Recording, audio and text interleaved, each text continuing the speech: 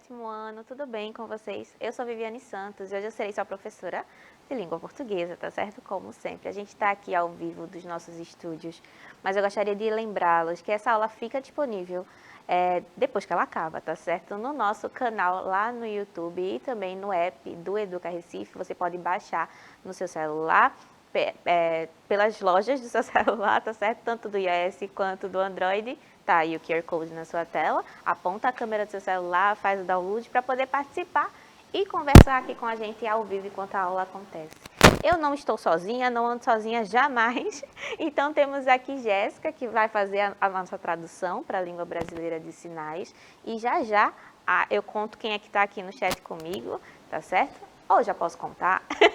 Quem está aqui comigo é a professora Adriana Maria, que vai fazer um bate-papo aqui durante a aula, Sim, né, professora? Claro. Olá, alunos e alunas. É uma alegria estar aqui nesta aula com a professora Viviane e vamos interagir aqui no chat, tá? Informamos para vocês que de repente tem alguém que está ingressando na nossa rede agora e pode estar sendo enturmado ainda, não se desespera, daqui a pouco você vai conseguir falar conosco e vamos caminhando. Vamos caminhando, vamos juntas, né, professora? Sim. Olha, a gente continua, na verdade, hoje falando sobre a notícia, né, que é esse gênero textual que a gente já conversou bastante, já estão aí, cansados de saber, mas é sempre bom relembrar que é esse texto informativo, né, que é vinculado em jornais, em meios de comunicação, em plataformas digitais, para que a gente fique sabendo de tudo que está acontecendo no mundo e também ao nosso redor, nas proximidades, na nossa rua, no nosso bairro. Então, a gente vai tratar mais um pouquinho da notícia ao longo dessa aula, mas também dos aspectos gramaticais, né, daquilo que faz com que a língua se torne organizada, para que a gente entenda o texto que é vinculado na notícia, além das características dela que a gente já conversou aqui também na aula. Vamos lá. Eu trouxe aqui para vocês uma notícia da nossa Prefeitura do Recife, falando sobre os shows do Réveillon, né, por causa do quadro epidêmico de Covid, pandêmico, na verdade, de Covid, os shows de Réveillon acabaram sendo cancelados. E esse foi o informativo que a Prefeitura emitiu, a notícia, para informar que esses shows seriam cancelados. Então, a gente tem aqui, ó, Prefeitura do Recife não promoverá shows no Réveillon, esse é o título da notícia. E abaixo do título a gente tem um subtítulo, né? Queima de fogos sem estampido está garantida em 4 balsas na Orla de Boa Viagem, além de espetáculos no Ibura, Lagoa do Araçá, Jardim de São Paulo, Morro da Conceição. Porém, como medida de proteção contra a Covid-19, os grandes shows que tradicionalmente acontecem em Boa Viagem e no Pina não serão realizados. Então, aqui, no começo, a gente já consegue dar conta da temática da notícia em si. Então, a gente sabe que ela se refere a uma festa específica, uma festa que a gente espera o ano todo para que aconteça, né, professora Adriana? Sim. Ficamos animados, esperando os fogos. E a festa, a confraternização, os shows com todo mundo, mas que por causa do quadro geral de doença não poderia acontecer. A mesma coisa aconteceu com o carnaval, que foi cancelado, etc. e tal. Então, a notícia, ela acontece na manchete, a gente já tem uma ideia do que vai acontecer, do que se trata a notícia, e nesse resumo, no subtítulo, a gente tem ainda mais informações sobre o contexto dessa notícia. E aí ela acontece, o primeiro parágrafo é o lead, vocês já sabem da estrutura, e aí vem todas as informações, onde, quando, por quê, que vai acontecer do jeito que acontece. A notícia fala sobre o quê? Sobre o cancelamento do show do Réveillon, né? Isso a gente já viu. Além do tema, a notícia poderia servir para a gente estudar a língua, né? Na verdade, toda forma de escrita que a gente produz serve para que a gente estude a língua. Tanto de forma sintática como de forma morfológica, né? A análise das classes de palavras, como também da análise das funções que as palavras têm entre si. Além disso, serve para a gente dar pontuação, serve para a gente dar ortografia, né? Como escrever adequadamente cada palavra. Então, você pode usar uma notícia de jornal como pretexto para fazer um estudo aprofundado da língua, do uso da linguagem, escolha de palavras, escolha lexical, como é que eu diria. Pode ser que a forma como eu diria o Réveillon está cancelado seja diferente do que a professora Adriana diria. Ela poderia dizer, olha, não vai ter mais ano novo. E eu poderia dizer o Réveillon está cancelado. As duas estão dizendo a mesma coisa. Contudo, a forma como a gente estrutura a nossa frase é completamente distinta. E esse estudo você pode fazer a partir de qualquer texto, seja ele informativo, seja ele literário, seja ele narrativo, qualquer um, certo? Ó, no título, e para exemplificar isso que eu estou falando, eu trouxe o título, ó, Prefeitura do Recife não promoverá shows do Réveillon. E aí, o que é que a gente pode tirar dessa frase de informativo para a gente? A gente tem Prefeitura do Recife, que é uma instituição, então por isso vem com letras maiúsculas, tanto na primeira palavra, que é no começo da oração, da frase, que a gente já utiliza a letra maiúscula de graça, mas também no Recife. Recife é o nome da cidade, que também já seria maiúsculo se fosse sozinho, né? Juntos, nós temos agora o nome de uma instituição. Então, nesse caso, também é maiúsculo. E evento também. A gente tem a letra maiúscula no nome da instituição e também no evento, Réveillon. Réveillon é uma festa comemorativa, a gente vai ver aqui mais à frente em que momentos a gente usa a letra maiúscula especificamente. A gente tem o verbo promover, que está no futuro, então a prefeitura promoverá, está sendo conjugada aí na primeira pessoa do singular, né? E esse é um verbo que está no futuro do indicativo, é um evento que vai acontecer com certeza. A gente sabe que toda vez que a gente tiver um verbo no indicativo, é quando a ação ocorreu ou acontecerá com certeza, tá certo? Subjuntivo é quando a gente ainda tem dúvida, né? Se for acontecer, que vai acontecer, tá certo? O que mais? E a gente tem um advérbio, o não aqui, que é um advérbio, que é uma marca linguística de negativa. O advérbio não está modificando o promoverá, né? Porque se eu tirasse não, Prefeitura do Recife promoverá, eu tenho uma afirmativa. Mas quando eu coloco o meu advérbio de negativa, eu modifico a intenção do verbo. Então, eu estou dizendo a Prefeitura do Recife não promoverá. Tá vendo como as marcas linguísticas servem para a gente organizar o nosso texto e ele se torna muito mais fácil de compreender? Vamos relembrar o uso da letra maiúscula? Você aí que está em casa, lembra exatamente em que momento se usa a letra maiúscula? A gente sabe que quando a gente vai falar o nosso próprio nome, a gente usa a letra maiúscula, né? Porque é nome próprio, nome de pessoa, né? Mas quais são os outros contextos em que a gente pode usar a letra maiúscula? Vamos lembrar? Ó, início de frase, comi chocolate hoje. Então, esse ser do verbo comer, aí no começo da frase, precisa estar maiúsculo. Independente de qual seja a classe gramatical que está no começo da frase, por exemplo, eu comi chocolate hoje. O eu é um pronome, mas o do eu também precisa estar maiúsculo, tá? Então, tá no começo da frase, letra maiúscula. Quando usamos substantivos próprios, por exemplo, nome de pessoas, de lugares. Maria é feliz. Então, Maria é um nome próprio, nome de uma pessoa. Eu começo com a letra maiúscula. E se Maria estivesse no meio da frase, Vivi, não no começo, a gente também utiliza a letra maiúscula, tá certo? Por exemplo, Viviane e Adriana estão dando aula. Então, Viviane está no começo da frase, vai com letra maiúscula. A Adriana, que está no meio da frase, também vai com letra maiúscula. E moro em Recife e trabalho em Olinda. A gente tem Recife e Olinda, nomes próprios, porque também são nomes de cidades, tá certo? Tanto Recife quanto Olinda ficam com letra maiúscula. Meu gato Totonho. E o meu gato? Também vai com a letra maiúscula? Também vai. É o nome do bichinho. Então, independente de qual seja o nome do seu animal de estimação, ele também aparece com letra maiúscula, independente de ser no começo ou no meio da frase, certo?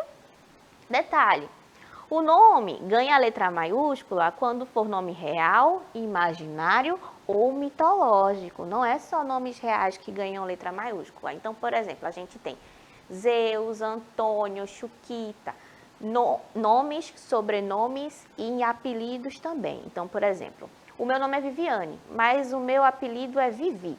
Será que eu coloco letra maiúscula em Vivi também? Também, tá certo? A gente coloca também. Em nomes imaginários também. Então, se eu tenho um cachorrinho e eu coloquei o nome dele de Paçoquinha, toda vez que eu falar em Paçoquinha, vai ser com letra maiúscula também, tá certo? Nomes de instituições e entidades governamentais, minha gente. Ó, houve uma reunião da Organização das Nações Unidas hoje.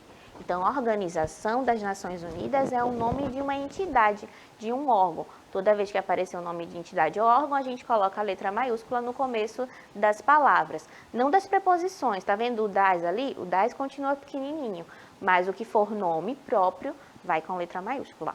Nomes de festas e de festividades, ó, Natal, Páscoa, Dia da Independência, esqueci de marcar em amarelo o I de independência, mas vocês estão entendendo, né? Então tá grifadinho aí.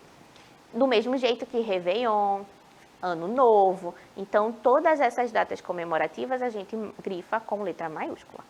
Títulos de periódicos, o que significa isso, Vivi? Aqueles jornais, as revistas, o que sai periodicamente, é publicado periodicamente, ou seja, com uma frequência. Então, por exemplo, um jornal sai todos os dias. Então, a feitura desse jornal, a venda, ela é periódica, tá certo? Então, a gente tem aí o Diário de Pernambuco como exemplo, pode ser qualquer outra revista, qualquer outro jornal. Massa? Então, o Diário de Pernambuco, todas as letras iniciais maiúsculas, tirando a da preposição de. Nome de pontos cardeais. Pontos cardeais a gente sabe que é aquela orientação, né? Norte, sul, leste e oeste, vocês devem ter visto isso nas aulas de geografia. Então, vamos lá, toda vez que a gente usar ponto cardeal, a gente também usa a letra maiúscula. Norte, sul, nordeste, ocidente. Devem ser escritas com letra maiúscula apenas quando empregadas absolutamente, indicando uma região. Por exemplo, eu moro na região nordeste, ou vou visitar o sudeste. Quando der essa ideia de uma região inteira, dessa totalidade, aí eu utilizo a letra maiúscula. E quando é que eu não utilizo a letra maiúscula? Quando ele vai indicar uma orientação específica de uma orientação geográfica. Ó, quando utilizamos com o seu sentido genérico, indicando uma direção, deverão ser escritos com letras minúsculas. Então, eu moro no Nordeste do Brasil. Eu moro no Nordeste, letra maiúscula. Eu vou a Nordeste daqui, seguirei a Nordeste daqui, letra minúscula, tá certo? Eu moro a Sudoeste daqui, ou seja, na junção entre o Sul e o Oeste. Quando indicar uma direção, letra minúscula. Em siglas, símbolos e abreviações, que a gente já viu, né? A gente viu que nomes de instituições a gente precisa escrever com letra maiúscula, quando a gente vai abreviar, a gente também precisa escrever essa abreviatura com letras maiúsculas. Então, lembra que eu falei Organização das Nações Unidas, precisaria ter a letra maiúscula no comecinho? E aí, essa entidade, ela tem uma sigla, que é a ONU. Quando eu vou escrever ONU, eu também escrevo com letra maiúscula. Então, bora ver os exemplos. ONU, UFRPE, que é a Universidade Federal Rural de Pernambuco, EMAD, que é a nossa escola municipal para aulas digitais, Senhor, ou seja, a abreviatura de Senhor, mas a gente só escreve S e o R pequenininho, e o K, que é um elemento da tabela periódica que significa potássio. Vocês veem tabela periódica, se não veem ainda, vão ver ainda no futuro, quando chegarem no ensino médio. Mas os elementos da tabela periódica também são abreviados, eles viram símbolos. E aí esses símbolos precisam ser registrados como letras maiúsculas também. Tá certo? O que mais? Nomes de rios. A gente tem o rio Amazonas, o rio Capibaribe e o rio Tietê. Toda vez que eu der nome a um rio, ou a uma floresta, alguma coisa assim, ele também recebe letra maiúscula, tá certo? Capibaribe, Beberibe, né? A gente tem vários rios cortando a nossa cidade, então toda vez que forem falar deles, já sabem que tem que colocar a letra maiúscula no começo, tá certo? Nomes de acidentes geográficos também. Por exemplo, a Cordilheira dos Andes, a Chapada Diamantina. Então, toda vez que tiver um acidente geográfico é uma modificação natural na Terra, né? Uma coisa assim. E aí você se referencia a ele também como se fosse um nome próprio. Então, toda vez que tiver um acidente geográfico, letra maiúscula. E nomes astronômicos. Olha aí, a gente está numa aula bem de geografia, ciências, assim, conversando com tudo. Nomes astronômicos, aquilo que se referencia aos astros, né? A gente também utiliza a letra maiúscula para falar deles. Marte, Sol, Sistema Solar, então tudo isso letra maiúscula, tá certo? Importante, deve-se usar a letra maiúscula depois das reticências, quando a ideia estiver concluída. Como assim, Vivi? Ó, se eu falo assim, eu te falei isso, aí acabou a frase, suspende aí. Mas eu te falei isso é uma frase que está com seu sentido completamente acabado. Então, eu posso utilizar as reticências e para voltar a falar, eu vou precisar usar a letra maiúscula, tá certo? Entretanto, se eu tenho assim, eu não ganhei a competição e está faltando informação e eu uso a reticência, eu preciso voltar a falar com letra minúscula. Então, eu não ganhei a competição, reticências e, infelizmente, saí derrotado. Então, quando a segunda frase completa o sentido da primeira antes das reticências, a gente não utiliza a letra maiúscula. Tá certo? Massa, vamos continuar. E você pode fazer o jornal da sua própria escola, né? Agora que você sabe utilizar várias formas de usar a letra maiúscula, vamos botar a mão na massa e fazer o nosso próprio jornalzinho. Eu fiz o nosso aqui, ó. Tô inventando. A professora Isabel, muito gentilmente cedeu a fotinha dela aqui e ela virou notícia no meu jornal. Ela ganhou, minha gente, na minha notícia, uma medalha de honra ao mestre pelo seu trabalho de incentivo à disciplina de ciências nas aulas da EMAD em 2022. A professora realmente ganhou esse prêmio, viu? Mas não foi por causa da aula aqui dela, não, foi por outro motivo. Mas eu quero mostrar para vocês como você aí, na sua escola, na sua comunidade, também pode exercer esse gênero textual que a gente está estudando e fazer a sua própria notícia, certo? Ficou bem bonitinho o nosso jornal. Ficou linda. Eu acho que a gente tem que imprimir e espalhar para todo mundo. Sim. Vamos continuar. Ó, e aí, mas será, minha gente, que é tão fácil? Quando a gente pensa em notícia, a gente só pensa em fake news, né? A gente pensa logo, ixi, como é que eu vou reconhecer quando uma notícia é verdadeira, quando uma notícia é falsa? E aí eu trouxe um joguinho para a gente brincar aqui, eu e a professora Adriana. Vamos. A gente vai tentar perceber quando uma notícia é verdadeira e quando ela não é, professora Adriana. Está preparada? Vamos. Vamos. Ela tem uma sim. plaquinha. Mostra a plaquinha, professora Adriana. Olha a plaquinha. Fake e real. Real. Então, quando fake. ela achar que é fake, ela vai mostrar o lado vermelho. Isso. E quando for real, ela vai mostrar o lado verde. Vamos lá. Ok. Vamos descobrir?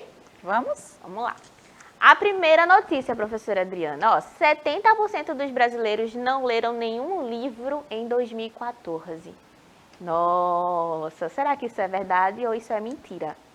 Acho que é verdadeiro. Levanta a plaquinha. Verdadeiro. A professora Adriana está dizendo que é real. Vamos descobrir Real. se ela acertou, se ela errou.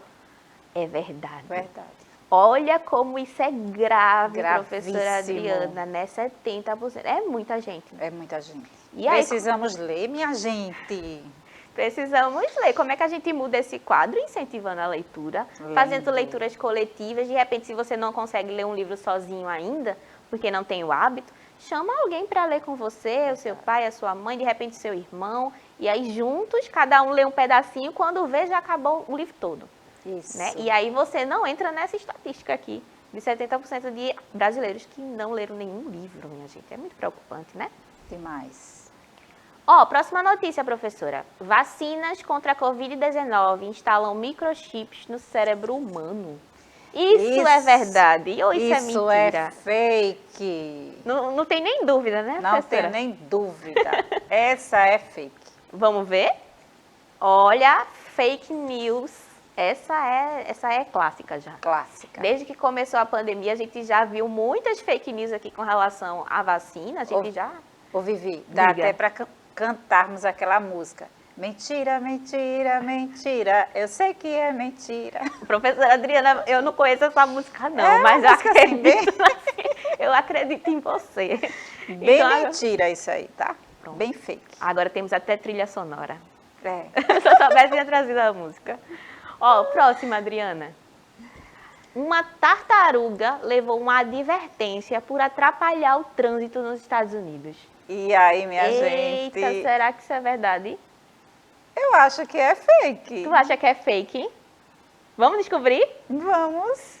É verdade. Eita. Eita! Eita, mas eu errei. É uma notícia difícil de Faz saber. parte. Porque ela parece muito inusitada, né? Sim, sim, sim. E, na verdade, ela é sincera, ela é verdadeira.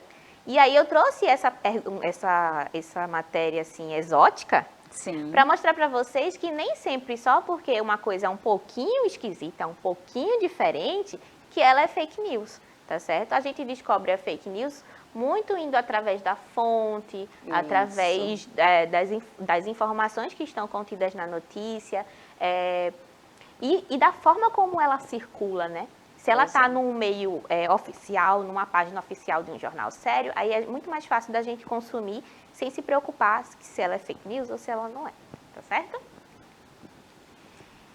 Como podemos perceber, não é por ser diferente, é isso que eu estava falando, que uma notícia vai ser considerada fake news. Ela antes é assim denominada quando representa uma informação falsa, inexistente, que deturpa um contexto. E normalmente uma fake news, ela vai de contra a ciência.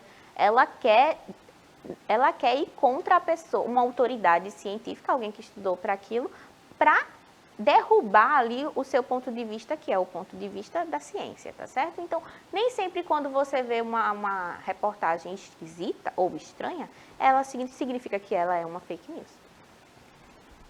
E aí nós temos também a responsabilidade da notícia. Por falar em fake news, né, o jornalista, que é aquela pessoa que está ali fabricando a notícia, fabricando não, né, montando o texto que informará a notícia, ele tem uma responsabilidade muito grande com o público de falar de forma mais coesa possível. Ó, além de pensar na projeção da notícia, o jornalista, o repórter, precisa arcar também com a responsabilidade de produzir esse material, que será distribuído em larga escala. Logo, nada dele pode ser mentiroso ou escuso. Além disso, o jornalista precisa ser um bom redator.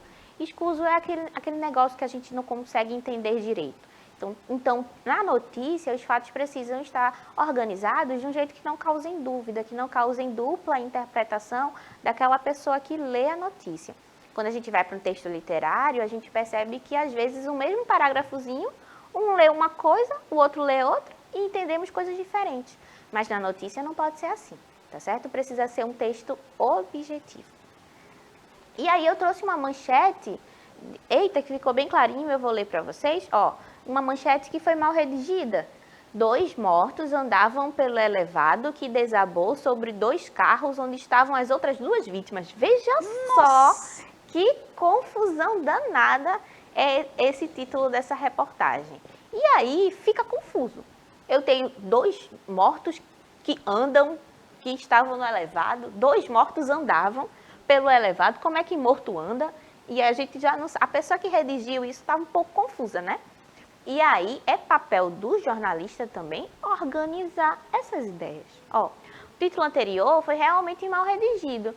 Será que conseguiríamos reescrever a manchete de forma mais precisa? Essa aqui foi a minha sugestão. Ó. 4 pessoas morreram na queda de um elevado sobre 2 carros. Pode não ser a melhor versão da história, mas pelo menos agora eu consigo entender melhor o que aconteceu. 4 pessoas foram atingidas pela queda de um elevado, sendo que 2 delas passeavam por cima e 2 delas estavam dentro do carro. Agora eu consigo organizar a minha informação. Então, quando você for escrever o seu jornalzinho aí do seu bairro, da sua cidade ou da sua escola, fique muito preocupado e atento à manchete, como você vai dar a primeira informação dessa notícia, certo? Outra coisa que ajuda bastante a gente na hora de redigir uma notícia são os verbos. Os verbos são aquelas palavrinhas que indicam a ação, né? A ação que está sendo feita pelo meu sujeito. Então, eles existem na palavra e eles são muito importantes para orientar e organizar o nosso texto. Ó, os verbos são fundamentais para entender quando as ações aconteceram e a quem elas aconteceram. Os verbos se flexionam em número, pessoa, voz e tempo. A gente tem o verbo no singular, no plural e ele se organiza a depender da pessoa. Por exemplo, eu sou, que é o verbo ser, né? Então, eu estou conjugado na primeira pessoa do singular. E se eu mudar a pessoa, mas ainda continuar no singular, por exemplo, tu, o meu verbo já modifica também. Então, eu sou, tu és. Mudei a pessoa, mas continua ainda sendo singular. A mesma coisa acontece para o plural, ó. Nós somos, eu e a Adriana, Sim. nós e Jéssica, somos 3. Somos, nós somos, então é plural. E a gente também tem vocês são. Então, vocês que estão aí em casa me assistindo, você e o seu irmão, vocês também é plural. Assim como nós aqui. Mas o nós é a primeira pessoa, vocês terceira. Então, a gente tem aqui a mudança do verbo. Voz ativa e voz passiva. Qual é a diferença, Vivi? A voz ativa é aquela que pratica a ação. Então, toda vez que o sujeito praticar a ação, a gente tem a voz ativa. Ó, eu atingi o alvo. Quem foi que atingiu o alvo? Eu mesma. Então, eu fui o sujeito que praticou a ação. Então, a gente tem a voz ativa. Quando a gente sofre a ação, a gente tem a voz passiva. Então, ó, eu fui atingido pela bola. Fui eu que atingi a bola? Não. Fui eu que fui atingido, a bola que me atingiu. Então, nesse caso específico, eu tenho a voz passiva, certo? O tempo. O tempo verbal é dividido em presente, passado e futuro, que a gente usa bastante de forma muito intuitiva, né? O verbo delimita a certeza de pensamentos ou das ações. Então, o verbo presente é uma coisa que eu estou fazendo, pretérito perfeito uma coisa que eu fiz, pretérito imperfeito também, é uma coisa suspensa, né, mas no passado. Pretérito mais do que perfeito. Futuro, uma coisa que vai acontecer ainda. E futuro do pretérito, ou seja, futuro do passado. Então, a gente tem aí as formas que correspondem usando o verbo comer, da segunda conjugação que termina em ER. Então, ó, eu como bolo, eu come bolo no pretérito perfeito. No imperfeito, eu comia bolo. No pretérito mais que perfeito, eu comera bolo. No futuro, eu comerei bolo. E no futuro do pretérito, eu comeria bolo. Tá certo, minha gente? Espero que vocês tenham gostado. Eu vou passar para a professora Adriana para ela se despedir e já volto. Vou dar rapidinho uma ótima notícia. Nós temos alunos no chat. Aê! E falaram que a aula foi muito interessante, que essa aula de língua portuguesa eles amam. Então, um beijo aí para o Wesley, Luiz, que está aqui conosco. Um abração para vocês. Gente, muito obrigada pela presença. Até a próxima. Tchau, tchau.